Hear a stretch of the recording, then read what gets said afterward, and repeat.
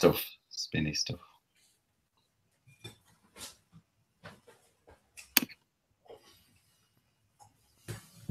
Hello everyone, and welcome to our first Community Share Practitioner webinar. So we're here from Crowdfunder. It's Jason Nuttall, and we've also got Dave Boyle. Hi everybody. And we're going to take you through a little bit of the work that Crowdfunder are doing in the community share space currently. It's a bit of a whistle-stop tour, so we'll cover things quite quickly. If you've got questions to ask, you can ask us in the chat section at the bottom of the video or to the side, however your screen's set up. So we'll tell you a bit about Crowdfunder, how setting up a project works on Crowdfunder, and also some of the funds and support that we've got available at the moment.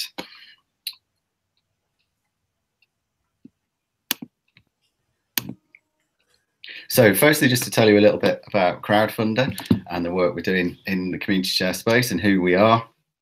So Crowdfunder is primarily a rewards-based platform. You might be aware that there are different types of crowdfunding out there. We see it as a bit of a spectrum that goes from donations on the left through rewards, community shares, through to lending and equity. Crowdfunder works in the space covered by those first three. So we work in the donations, rewards and community shares space. We don't work in the lending or equity space. We work with partners who do that, such as Crowdcube. And primarily we are a rewards-based platform. So when we're looking at a rewards-based crowdfund, rather than just making a straight donation, as you might do, say, when you're giving to someone through Just Giving, they're running a marathon, you just chip in a bit of cash. What we get projects to think about is what they can give back to their supporters and build a bit of a longer term relationship with those individuals. It also means that people give more as well. So when people are making a donation through Just Giving or similar, they might be giving 10 or 20 pounds. When they're getting a reward through Crowdfunder, then the average donation goes up to around 50 pounds. And then it's a short leap from donations to actually offering shares as a reward or as an investment. When people are investing in shares, then the average through Crowdfunder is about £700 per individual investment. Crowdfunder's purpose as an organisation is to tackle society's challenges by making ideas happen. So we want to help people bring their ideas to life through getting the funding that they need to make it happen. We've been around since about 2013, and in that time we've recently clicked over raising £50 million or helping projects to raise £50 million through the platform. We've had almost 125,000 people come onto the site and actually start the process of setting up a crowdfunding project. We get about 200 people a day doing that currently. And we get about 50,000 visits to the website every day as well. And we think that for projects that matter, i.e. projects that are making a difference in the community and in society, and supporters that care, then we're the best place for people to get funded. And that's what sets us apart from other platforms. In particular, we've got a growing community of people that we know care about projects, people who've supported projects or pledged on them. So we've now got around 700,000 people in our network. The largest project we ran had 5,000 supporters pledge on that project. And we know that supporters care because projects tell us. So recent research by Nesta showed that 85% of the projects that they did the research on received non-financial contributions from the people that backed them as well. So people are giving more than just money. And that could be volunteer time, it could be gifts in kind, it can be all sorts. We get more and more people who say to us that crowdfunding was great, we got the cash, but actually the best thing about it was we've got more volunteers than ever on our books this year, or similar things, because people found the project through crowdfunding.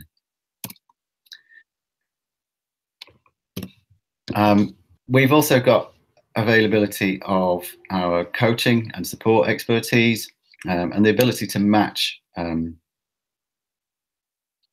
projects to our funding partners. So we've currently got over 25 different funding partners on the platform. We'll be matching projects on a daily basis to those funders. The projects might not know that there's funding available, but we can raise awareness of the funding with them, encourage them to apply, and hopefully get match funding. And we've got over 20 different local authorities who are match funding projects, mainly community projects, health and wellbeing projects, neighbourhood type projects, as well as people like Santander who are matching through the Changemaker programme up to £10,000 towards community share issues, towards community projects. And a large number of conversations ongoing at the moment as well with other potential match funders as well. There's a great quote from the Gardener's Rest, one of the share issues that we worked with. I think that was last year. Who've got a brilliant video. If you've not seen that video, it's my favourite video for a community share issue. I'm pressing the wrong thing. So that's a little bit about Crowdfunder and why we're working in the community share space. You might have seen our website. We've got a direct link through to the community share space on Crowdfunder, which is crowdfunder.co.uk/community shares. On that page, there's a bit of background about the projects that we've supported. I think some of those numbers are a little out of date now. I think we're up to 9 million raised through community share issues. Dave will probably correct me on that. But on that page as well, there's access to different resources, and also you'll be able to see all the different community share issues that we've worked with over the last few years. There's quite a few pubs on there. There's Glenn Wyvis, who will show you a bit more about later on in this webinar, managed to raise 2.5 million through their initial community share issue to set up a new distillery in Dingwall in Scotland, and are now running an open share offer to raise more capital and also to swap out some of the debt that they took on. There's quite a few community energy projects on there, swimming baths, arts venues as well, even Community Channel, a TV channel who did a community share issue with us. So we've got quite a wide range of different types of organisations that we've worked with to support them to run community share issues. And through that page as well, you can also link through to some of the extra support and match funding that we'll tell you a bit more about later on in this webinar. Here are just a few more of the different types of projects that we've worked with. I say it's worth taking a look at that page. Tells you everything you need to know about running a share issue through Crowdfunder and lots of different examples. So I'm going to hand over to Dave now, who's going to run through the process of actually setting up a share issue on Crowdfunder and some of the kind of key things you need to think about when supporting a project to do that. Thanks very much, Jason. Probably the first thing to say when you're thinking about setting up a project on Crowdfunder is that you can't start this part of the process early enough. With most groups, it tends to be relatively seamless, but for reasons I'll come on to, there are some bumps on the road which don't apply to most crowdfunding projects, but do to community share projects. And the more notice you can give the staff at Crowdfunder, the better. And also, if you've got a launch date for your share offer in mind with groups you're advising, if they leave this part to the last minute and then discover that they've got a problem, then it's going to stymie the whole thing. So having the page ready to go is very good advice all round. Indeed, not only can you get it ready to go, you can actually run it in what's called ninja mode, where the share issue is live but not searchable. So the only people who will ever go to the page and invest are people who you've shared the link with, or the group has shared the link with, which can be a really useful thing for getting some early stage investment on there to show momentum, so that when the group actually launch the share offer properly, and are promoting the link to the website on through all their channels, when people getting excited to go to the crowdfunder page, they don't want to get there and see that there's only 25 quid which has been actually pledged. So if you can use that facility to actually mean that when you launch the share issue, or when the groups you're working with should say launch the share issue, that they go there and they find that there's momentum, that this looks like it might actually be happening. And as we all know, half the battle with the share issue is enabling people to believe that it's possible. If I do it, you'll do it, and if we both do it, this can happen. But if none of us do it, then it doesn't happen. So momentum and belief are two valuable things, which I think are really good to manage with Crowdfunder. The other reason why it's good to get onto the project is that one of my roles within Crowdfunder is to essentially check that the offer documentation, which is supporting the share offer, meets all the requirements. Now, if you've got a standard mark for your groups and you're sending them to Crowdfunder, obviously that's a pretty standard process. We'll just check that the standard mark has been awarded. And if you've not got a standard mark because the group has decided it doesn't need one, then what we'll be doing, and when I say we, I mean mainly me, this is one of the roles I perform for Crowdfunder, is to just check over that the share offer is legal, isn't sort of completely strange, stupid, and has no business being put in front of other human beings. Obviously, if a group have been working with one of you as a registered or credited or just part of the practitioner community, the chances of it not meeting that basic criteria of being legal and straightforward and for a real project, which is really happening and people really want other people to invest in, that's going to be a relatively quick process. The more groups have been doing things on their own, the more involved that process of scrutiny is. But what we don't want to be in a position with is where a group are launching a share offer on a Saturday, and on the Friday afternoon they send a load of documents to me and basically are saying that they need this to be signed off ASAP, and they need some stuff happening at the back end of the platform with only a couple of hours notice. So moving on to the actual process of creating your page itself, if we could just move on, Jason. So the first thing you'd need to do is to put in the project title, where it's based, and what your target amount is. By target here, what we mean is the minimum target which you've chosen for the share offer. It's the point at which you would consider the share offer to have failed if you did not reach this point.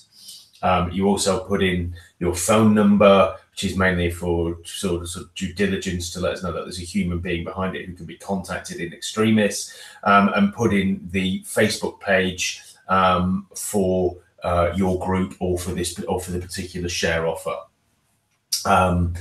It's all pretty self-explanatory, this particular one. Some groups put in a title, which the title will be basically used to create the URL for the project.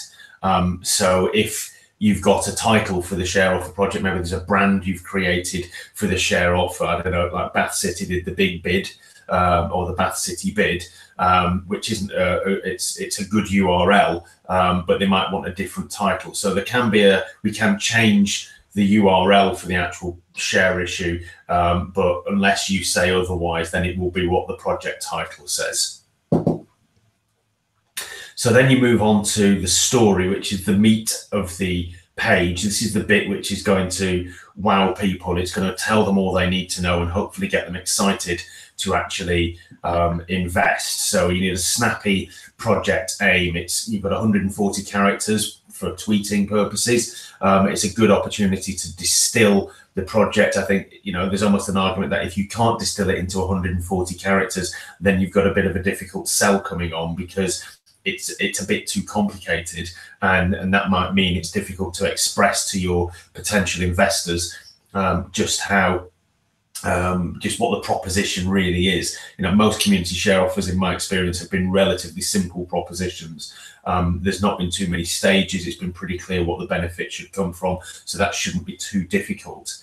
The category in a community share issue would be community shares. And then you've got the video that will come onto the video in a moment, but you don't have to have a video. Not every share offer does, but most share offers do, and most share offers, indeed most crowdfunding, benefits very much from having a snappy 2 to 3 minute video. There's a really great guide on the Crowdfunder website for what should go into such a video. You know, it doesn't need to be super duper production values with 2 camera people and a sound recordist and sexily edited. It needs to look authentic, and for that, actually, a mobile phone has the quality which is more than good enough, and it gives a degree of immediacy that, you know, there are real human beings behind this share offer, and those human beings want you to invest in it because they're passionate about what they will be able to do if this share offer is a success. And a video tells, you know, a picture tells 1,000 words, a video can probably tell 1,000,000, and it is a really, really powerful way of communicating what the message is. And it might be the only thing people actually look for, and indeed the lack of it might make people go, oh, there's too much text, you've lost me already. Obviously, we hope that every investor in the share issue reads every bit of documentation which is provided for them and is absolutely clear what's going on, but it's not always the case, and you do have to sort of grab people, grab their eyeballs and keep hold of it. Then you've got underneath that, you've got your project description. This is where you'll write out the actual story itself. So just on that particular issue of what goes into a story, it's, you know, it's the sort of stuff which can go into an offer document. You can cut and paste an offer document. Indeed, the page can be your offer document. We've had share offers which have had the standard mark and have not had an offer document per se. They've just had a business plan and their rules made available for download on the page, and the actual text in the your story part of it is the main thing which they've used to communicate what the offer is about. But it's the usual stuff. What do you want to achieve? Who are you? And what do you want to do? And how will you use the funds? You know, why should I invest? Tell me what's going to happen if you raise this money, and tell me how much money you need to raise, and also tell me who you are. You know, those are the 3 elements of it. You can say more, you can put your biographies in there. There is an element of, I think, not having it too long that people have to scroll so much to get to the bottom, but you can be, you know, relatively brief, or you can be more sort of all encompassing with what you put in your story. And then the video, as I say, keep it short and sweet, get someone to help you in front of the camera, because faces are really powerful. People want to see that there is another person who's behind this. They don't just want to hear a voiceover or read text. They need to sort of know that there are real humans behind this, not disembodied voices or narrated subtitles. And as the guide says, write a script. You know, you can look like you're extemporizing and making it up as you go along, but you need to know what message you're trying to say. How are you going to hit people? What's the best way to grab them from the start? What's the way you're going to take them through your story? What images are you going to use? Are you going to get some other videos, etc., etc., etc.? Be prepared, put some time into it, because it's as important as the words you will write on the page itself. So then we get on to the investments and rewards. As Jason was saying, Crowdfunder are a rewards-based platform, and rewards can be something which groups can use to sort of make it sexier, basically, to invest, certainly at the higher levels. Not every share offer uses rewards. That you might just put in here that, you know, you invest £500 and get a vote in for the AGM. Invest £1,000 or invest £200. You know, you can have it as mundane as you like, or you can actually put on it actual rewards. As I say, it's not compulsory to have rewards, but it's a good idea, I think, mainly because one of the biggest things we'll all be familiar with from working with groups, one of the things they agonize more than pretty much anything is what's the minimum share offer minimum share investment they should accept from their community. And there's a sort of balancing act between making it that figure low enough that it actually makes it accessible to as many people in the community as possible, but also high enough that if they get a reasonable proportion of the community, they can hit their actual target. They don't want to get 1,000 investors, but only get £10,000 because they set a minimum too low. So there is a balancing act, and in my experience, using rewards can help sort of trip the balance. You can get rewards to say it's the minimum might be £50 or £100 to become a member of this society, but if you could stretch yourself and put in £100 or £200, then we can make that a worthwhile gesture on your part by adding some rewards in. Obviously, groups have got to be very careful if they're going to be running an enterprise and they sort of, let's say you're running the ubiquitous community pub and they said, right, if you invest £1,000, that's free beer for a year for you. That's not a very good idea at all, not least because if you're essentially selling something which is vatable in a VAT-free environment, which is a share offer, then HMRC might have something to say about that. And then there's the obvious issue of robbing your future profit and loss from your current balance sheet. So it's all very well, it feels great at this particular juncture, but is it something which you're going to live to regret? One of the things you can do though is utilize the network of supporters to perhaps get them to donate some rewards which might be of interest to your investors. So it's not something which comes off the society's future trade, therefore hasn't got that tax implication, hasn't got that cannibalization of the trade issue, but is something which is interesting and exciting. So if we have a look at some of the rewards which New Internationalist did, they had some books which they were going to be producing, but they were first edition books which were signed, so technically without a value. You've got the invest £100, that's the bare minimum, so that was just a thank you for everybody who invested.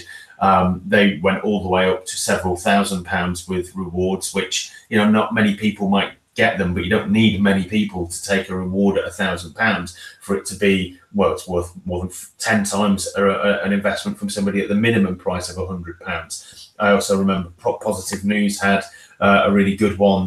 Martin Lewis, the newsreader, is their patron, and he offered to take somebody to breakfast at the BBC staff canteen for anybody who invested over £2,500. Again, that's just for him to work out, and it's a nice little thing which enabled one person to think, I'd really like to do that, and they help them raise their target.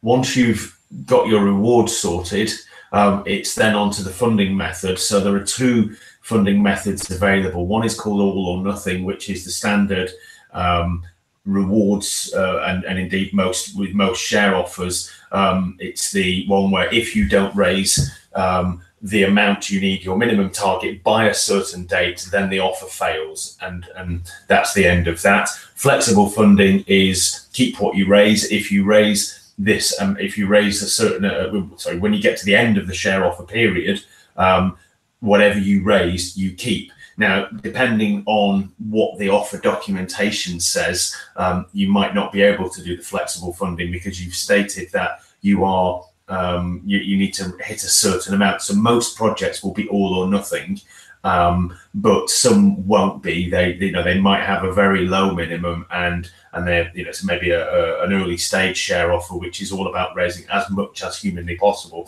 rather than a certain fixed set amount, which if it's not hit, then that's a particular problem.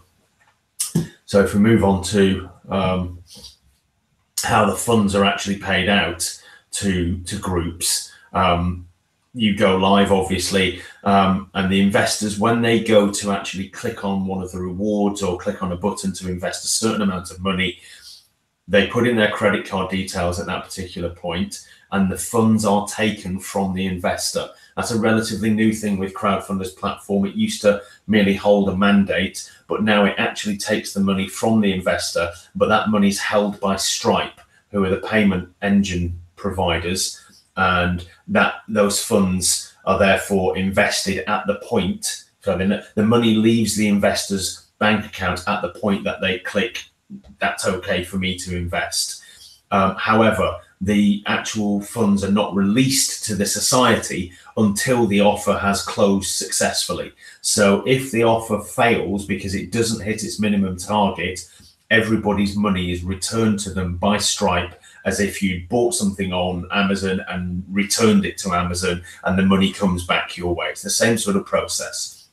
If, however, the society close, they're successful, the share offer is going to go ahead, but they can't use the money, or they don't want to have the money until a certain point. Maybe they need to actually come up with an exchange of contracts, or to actually come negotiate with the owner of a particular asset, usually a pub. And so whilst they want the money, they don't want the money and to have the liability of looking after it. So you can hold the funds securely within Stripe for up to 6 months, with that 6 months being dated from the point the first investment was made. So if you had a share offer which was open for 2 months on the platform and then it closed, you will be able to hold the funds inside Stripe for another 4 months while you did all the necessary doings before drawing the money down. If, however, your share offer was open for 5 months, then you'd only have about 3 weeks left before you'd have to draw down the money. So that does impact upon maybe how long the campaign would be. And then once that drawdown date is hit, the funds are paid out to the society, and at that point, Crowdfunder deduct their fees for their sort of use of the platform's facilities. And those fees are only paid in the event that not only is the society successful with the share offer, but it actually gets to that final stage of drawing down the money. So if you're a community pub which raises the target but isn't able to actually make a sale and agree a price, and therefore, even though the share offer could have gone ahead, in practice it's not going to go ahead, then that's not going to incur any fees from the platform. So it's only at the point that the funds move from Stripe to the society that Crowdfunder's fees are deducted, and those fees are only payable at that juncture. There are no upfront fees. So it's 5% to Crowdfunder for their use of the facility, the coaching and the marketing support, and then Stripe take 1.66% of the total, and those are VAT exclusive. So it's around 8% with VAT, about 6.6% without VAT, which, depending on whether the society is going to be engaged in the trade and is VAT registered, that might, there'll be a difference there, obviously. And then the final page is the sort of about you section, and this is where you'll put in a logo or a picture of somebody who's an individual associated with the campaign. You put in a biography, and you put in your account details. You won't be able to see it on this particular slide, but you would also put in your social media channels and your stretch target. So the social media channels are really powerful. What it basically means is you can create a tweet and a Facebook post. So when investors have invested on the platform, they can connect to their own Twitter or their own Facebook profiles and tweet out or Facebook post out that I've just invested in X society share issue. It's dead good. So should you. Click this link, and you can create what that looks like and what that sounds like in this particular section, and that can help turn your investors not just into investors, but into onward marketers of the share issue, because most share offers are, as Jim Brown always says, are based on identity, and ultimately birds of a feather flock together. So people who have the identity connection with the society enough to want to invest are likely to also know other people who want to invest because they share the same values. So that can be a really powerful tool to actually onward propagate the message of the share issue beyond what the society are doing and beyond what Crowdfunder are doing. The stretch target, I mentioned at the very start that the target you place in the platform is the minimum amount you'd actually accept to go forward. But the stretch target would be what your optimum or your maximum target would be. And that can change throughout the share offer. So Glenwivis, their initial target was 1.5 million. When they were busting through that, that was changed to 2 million, which was their optimal target. And then when they bust through that, they changed the stretch target to say 2.5 million, because that's where they were heading with that. But that's where you would put in what the optimal and maximum figures would be. And then I think we've got one more section to go, which is the go live. So the duration can be anything and controlled by the group from 1 to 8 weeks. In our experience, 4 weeks tends to be a good time period, 8 weeks, if you feel so sort of emboldened to have a campaign lasting for that length of time. Groups can have longer than 8 weeks, but that's something which needs to be changed behind the scenes by the Crowdfunder team in the sort of site architecture. It's not something which is given as functionality as a standard. So if it is longer than 8 weeks, then it needs to be changed at that point. Or if the group wishes to extend this period the share offer is open for, then they can contact Crowdfunder and they can say, as long as the offer documentation permits this, of course, but we'd like to extend it for another 4 weeks, and that can be changed at the back end of the site. And then you put in the scheduled start date and a time which might match up with a launch event you're actually undertaking to launch the share offer, and you click go live, and away you go. And so you'd have a live project which would look like that. You've got your this is responsive, so this is what it looks like on a desktop. If you were on an iPad or a phone, it would adjust accordingly. And you can see you've got a bar at the top which enables you to see who's invested. People can choose whether they're anonymous or not, or whether they wish to have their details shared. And you can put in site updates, which are things where you might communicate with all your investors. In that particular instance, an update gets emailed to every investor who's pledged on the campaign thus far, and is also held for anybody to view on the updates page, and comments are also possible. So when people click to invest, it not only asks them, would you like to share this with your friends on Twitter or Facebook, but also, would you like to leave a comment? And that might sound cheesy, but it actually really helps, having people say, this is brilliant, I think it's dead good, I hope you are dead successful. They're clearly, it's like social proof. Real people like you are investing, look, and they've written their comments here, and that gives people confidence that this is something people they know might be getting behind. And it all sort of attests to this building of momentum, which is a critical part of what any share offer needs to be successful. So then you get a dashboard behind the scenes, which I think is really powerful. It gives you some basic sort of stats about what you're trending towards. So it will look at what the rate of incoming traffic will be. Those of you who are familiar with cricket, it looks a bit like your sort of projected run rate in a 2020 or one day international. And it kind of gives you a sense of, is the campaign seem to be flagging? Do we look like we've hit a spike and it's gone off again?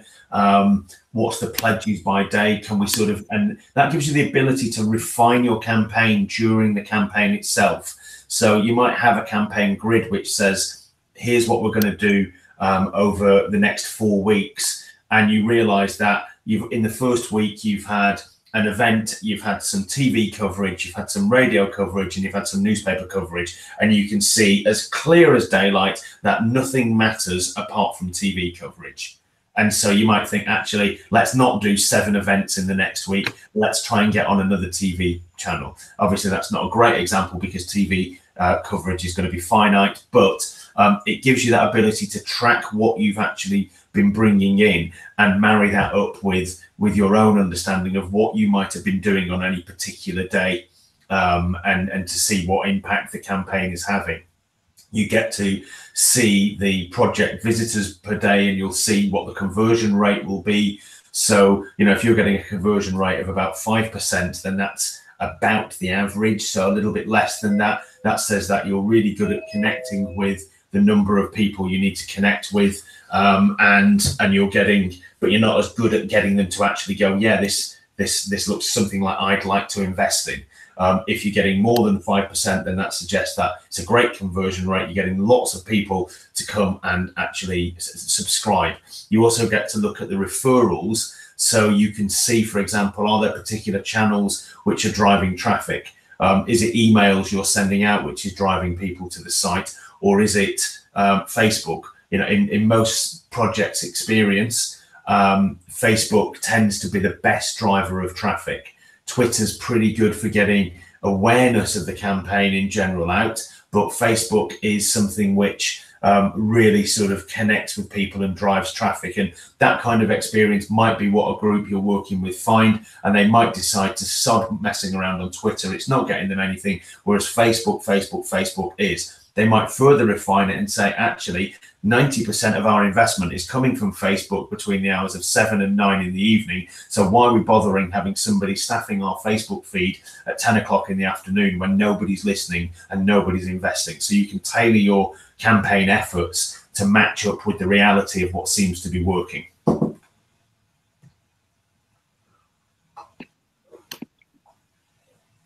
Okay, thanks for that, Dave.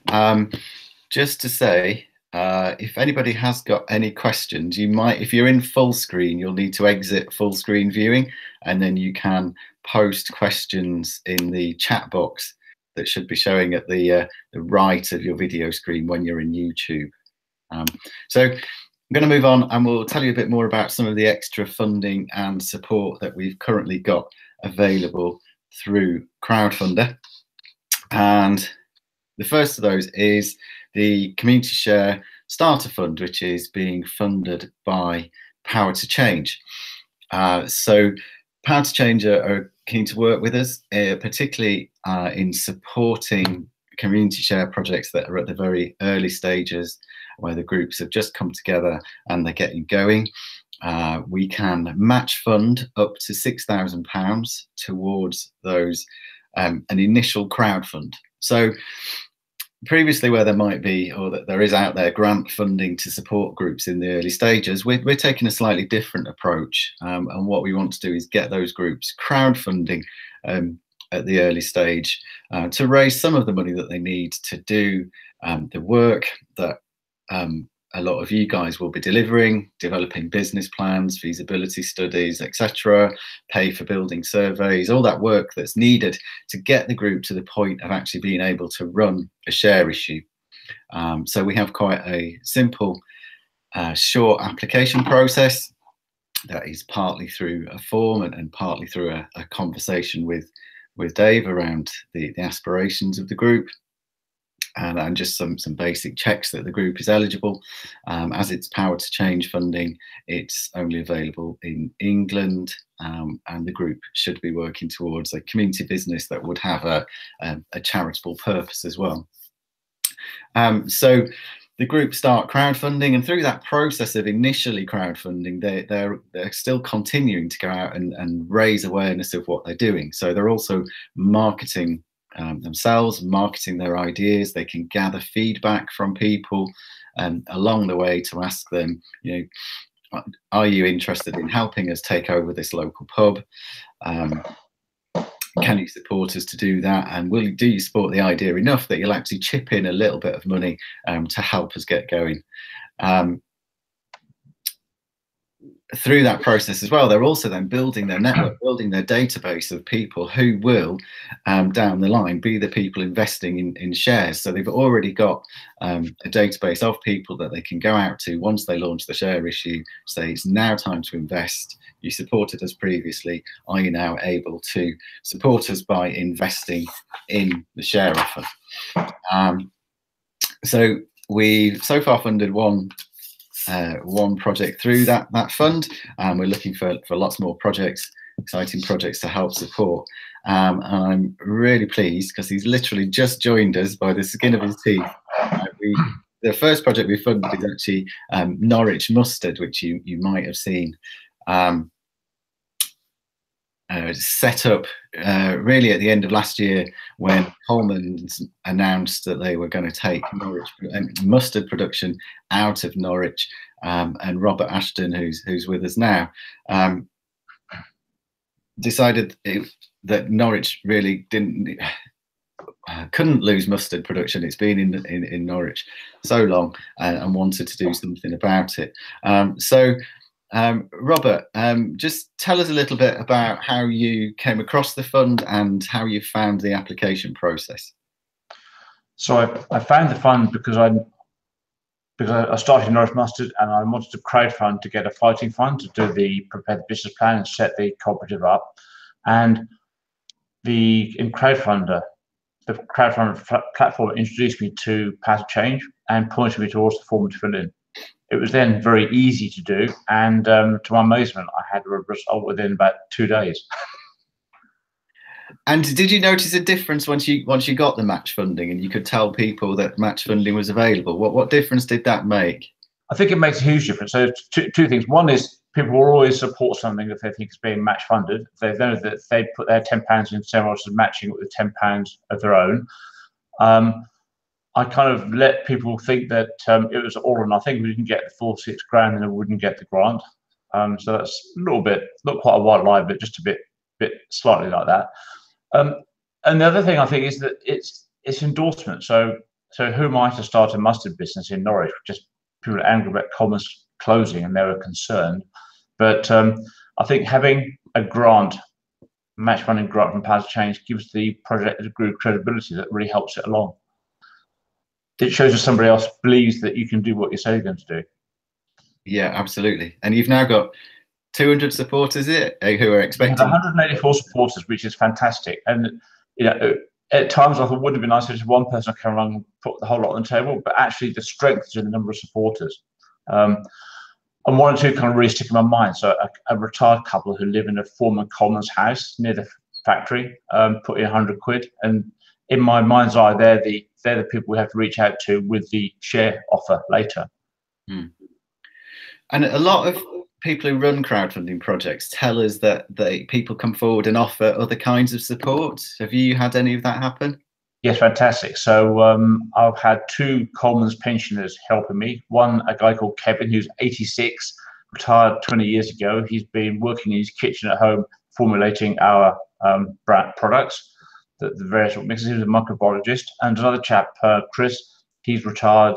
He's probably in his 70s. He was an agronomist and he's helping us with the growing stuff, so that he's talking to farmers with us. And this afternoon I'm meeting a former board member of Commons who's coming to talk about how he can get involved. So it brought all sorts of people out of the woodwork that I frankly needed to know to make this thing work. So it's been really helpful. Yeah, that's great. And how do you think running an initial crowdfund has helped set you up to go on and run the share issue later this year? It's given me huge experience of crowdfunding and built my confidence in the process. I had a couple of attempts in previous times and hadn't really gone very fast. So this one I was to do it properly. Sue Johnston was really helpful, as was Jason, in terms of advice and guidance. And I'm now quite bullish about where the share issue will go and how it will work. I have another project, a community shop project near Norwich, and they're also going to do a share issue, and we will definitely be using crowdfunding for that. Great. And have you got any kind of last tips for anybody thinking about doing this? I think you need to be prepared for success, because when you have 200 people who supported the project and put money on the table, you kind of have to make it happen. So I feel the pressure of responsibility to those people is quite high. But I think it's hugely reassuring and affirming that you put something out there, you think it's going to work, people are interested and people are aware, but when they actually put their money behind it, that shows real commitment, and it's really quite exciting. Great, that's fantastic. Well, I'm really glad you could make it just in time, Robert. Yes, so am I. And good luck. We await with eager anticipation to see Norwich Mustard come to life. It will happen. Thank you. Thank you. So moving on, so that was the Power to Change Community Starter Fund. We're also a Reach Fund access point, and Dave's going to tell you a bit more about that and the process for applying. Yeah, thanks, Jason. The Reach Fund is something which is funded by Access. There are quite a few Reach funds which some of you might actually work with or for, or it might be completely new to you. But essentially, for ease of trying to explain it, it might not help at all. But it's essentially like Son of Big Potential.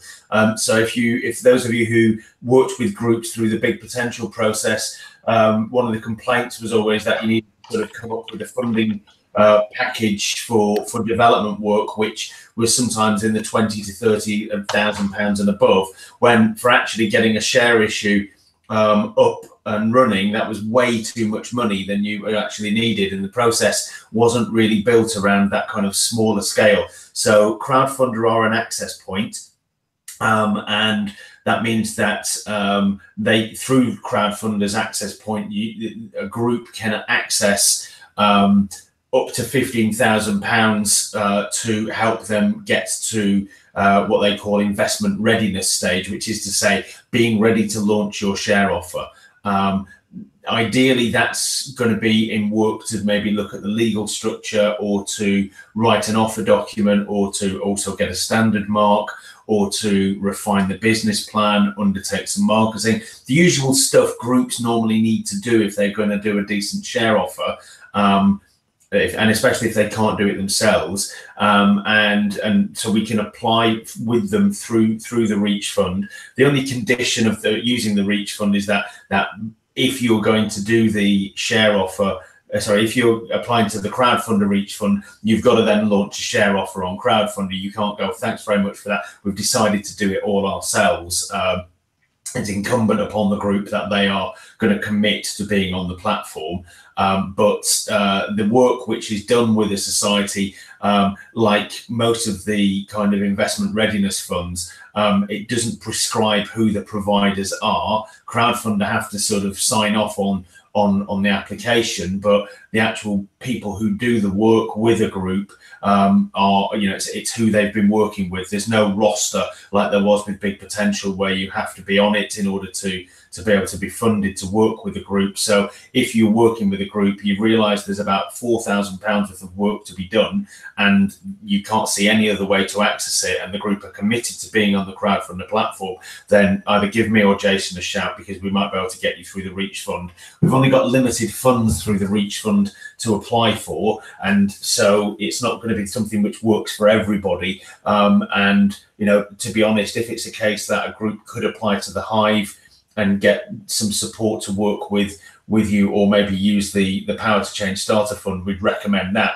But for people there are some circumstances where the Reach Fund might be just the right kind of support for the right kind of group. So, and if you're working with one of those groups, then do get in touch with us. Great.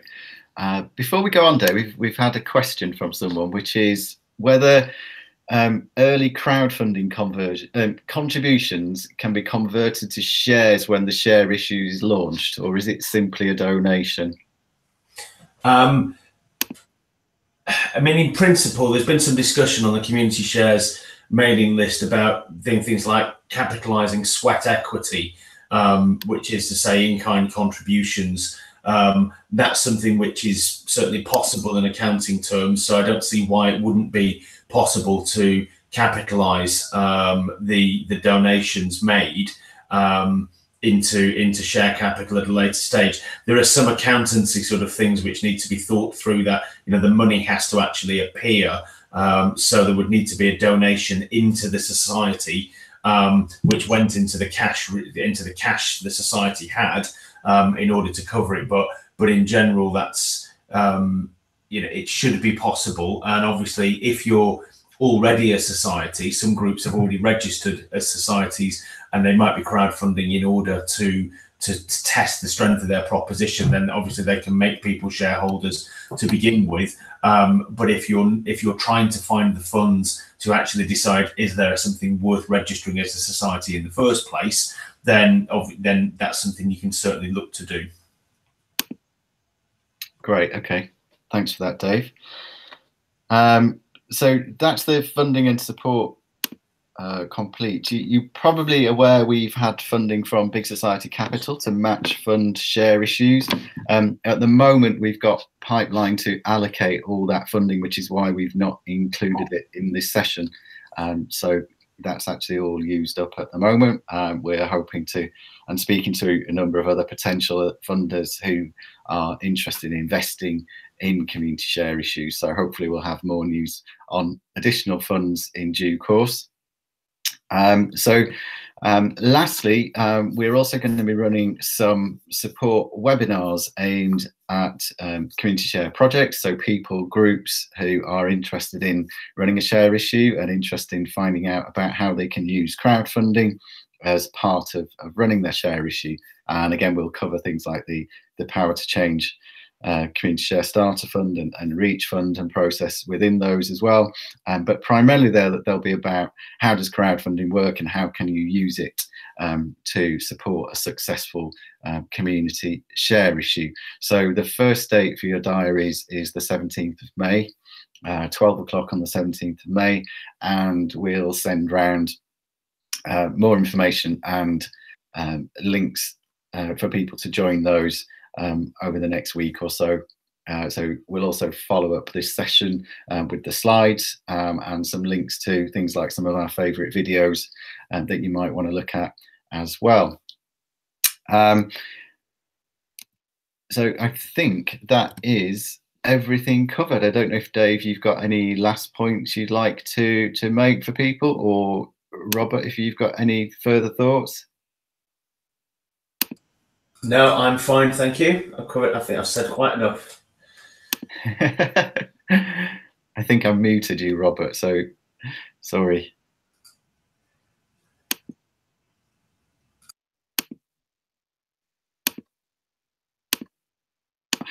Sorry, I can't work out how to unmute you, Robert.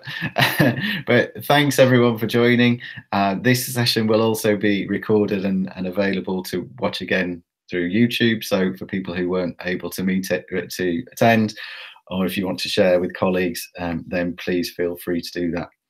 You've got contact details there for myself and Dave as well. So please do get in touch with us if you've got any queries about what you've heard today, or anything else to do with community shares and Crowdfunder. We're a little bit early, but we'll let everyone get on and get back to your day jobs. Thanks ever so much.